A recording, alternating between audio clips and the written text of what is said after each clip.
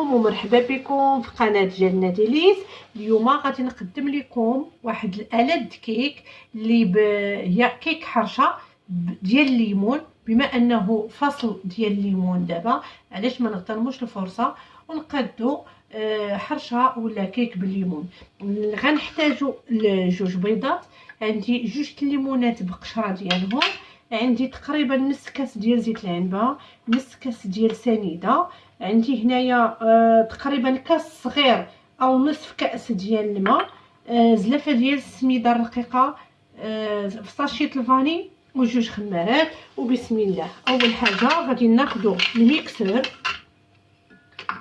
اذا غادي نخدموا هاد الكيك كيتخدم في الميكسور. بسم الله.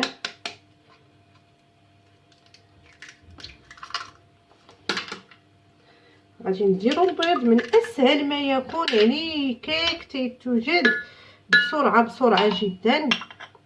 نديرو البيض، سنيده، الزيت، الفاني، ثم الليمون. تناخذوه تنقسموه، تنحيدو له هذا الراس الفوقاني، تنخليوه بقشرته بكل شيء. الا كاينين شي عليفات تنحيدوهم. بما انه فصل المندرين، هذه كيك ديال المندرين. كاين المندرين اللي ما فيهش العلف، تيجي لذيذ، تيجي منكه بالنكهه ديال المندرين، رائعه جدا، خصوصا الناس اللي عزيز عليهم النكهه ديال المندرين.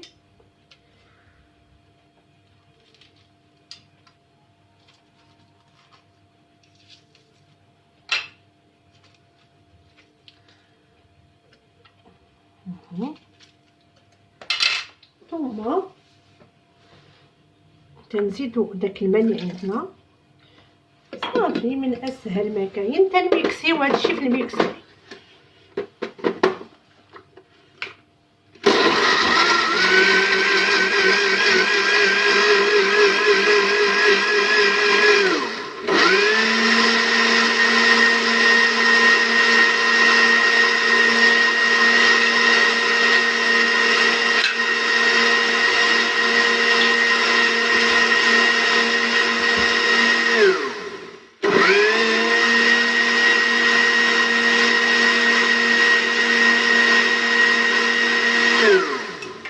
اذا كيف كتشوفوا معايا، ممكن انكم ديروا السميد والخمارات كذلك في الميكسور. انا ما تعجبنيش هذه الفكره، انا تنعاود ناخذ داك الشيء اللي عصرنا وتنبقى تنضيف عليه السميد بشوي بشوي على هذا الشكل. بسم الله. حتى تنشوف السميد اللي غيقطني. تنعرفوا ان السميده تتشرب، دونك ما غاديش تكون قاصحه.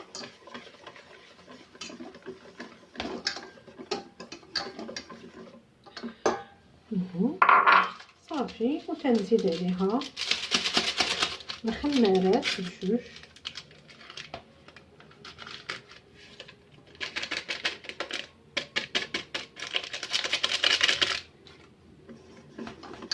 وها العجين ديال الكيك ديالنا واجد ساهل ماهل كيف تنقولوا حنا المغاربه، يعني بسرعه بالخف تيتحضر. من اسهل ما كاين.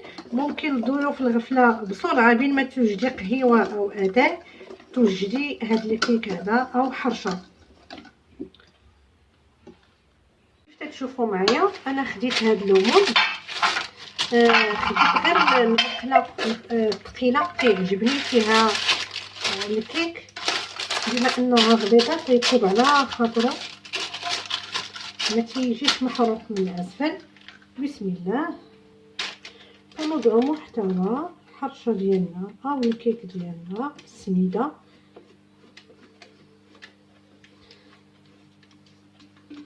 انا غلفتو بالورق، ورق الطهي بطبيعه الحال.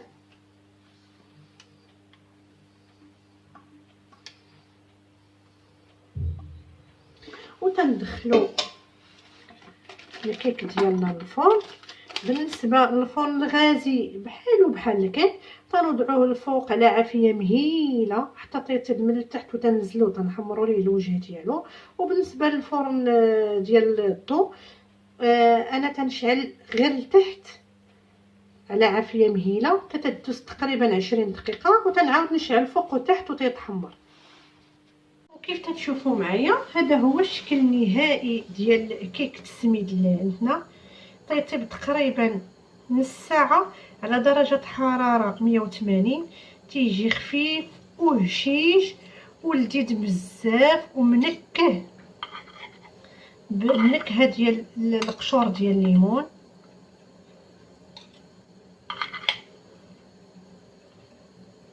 اذا تيجي على هذا الشكل كيف تتشوفوا معايا، خفيف لذيذ وسهل في التحضير وبالصحه والراحه. كنتمنى انكم تجربوا الوصفه وتخليوا لي تعليقكم وتدعموني بالاشتراك ديالكم واللايك ثم اللايك. وبصحه والراحه الله يعاون.